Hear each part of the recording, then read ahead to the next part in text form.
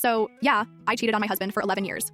Okay, so here's the deal. I'm Laura, 34, divorced, living in an apartment with mismatched furniture because, well, my husband Mark got the house in the split. It was in his name anyway. He was 36 when we divorced, and we'd been married for 11 years. That's like forever in marriage years. And yeah, I cheated on him. Like the whole marriage with a lot of men. I mean, a lot. If you asked me to write down all their names, I couldn't. Some of them I don't even remember. I know that sounds bad, but here's the thing. I don't really know why I did it. It's not like I hated Mark or anything. He was fine. He paid the bills. He worked with, I don't know, some engineering stuff. Honestly, I never understood his job. I just knew he was always tired, always focused on work, and never really exciting. And here's where people judge me. I like exciting. I like compliments. I like when men stare at me. I know I've got the whole blonde bombshell thing going on. It's not bragging. It's just how it is. Guys notice me, and when they do, it's like, why shouldn't I enjoy that? Why shouldn't I let myself have fun? Being married doesn't mean you're dead, right? The first big one was DeMarcus. Oh my God, DeMarcus. A personal trainer, super, muscular, tattoos, and he had a motorcycle. Do you know what that does to a woman? Like seriously. There is nothing hotter than a biker revving his bike while looking at you like you're dessert. Mark could never compete with that.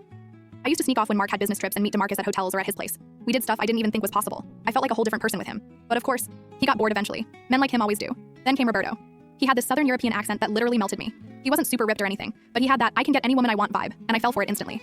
We met whenever Mark was gone, usually at Roberto's place. And like DeMarcus, he got tired of me and moved on. It stung for like a minute, but then I met someone else, so whatever. After that, Antoine. A chef, athletic, cocky, the kind of guy who knows women watch him when he moves.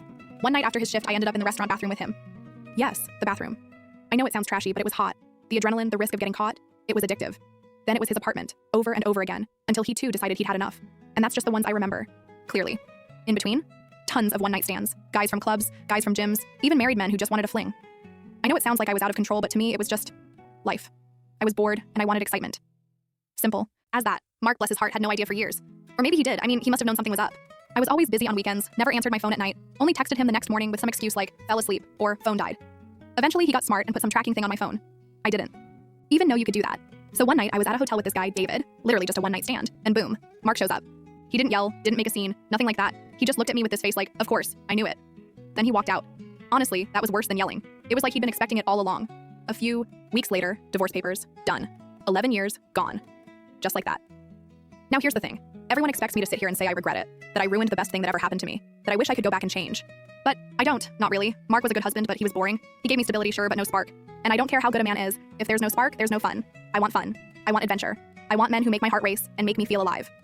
So yeah, I'm divorced, but I'm also free. I still go out. I still meet men. I still get compliments. Life isn't over just because one guy couldn't handle me. Mark will probably find some quiet, sweet woman who bakes casseroles and never flirts with the bartender. Good for him. That's not me, and it never will be. People can call me selfish, stupid, delusional, whatever. At least I know who I am.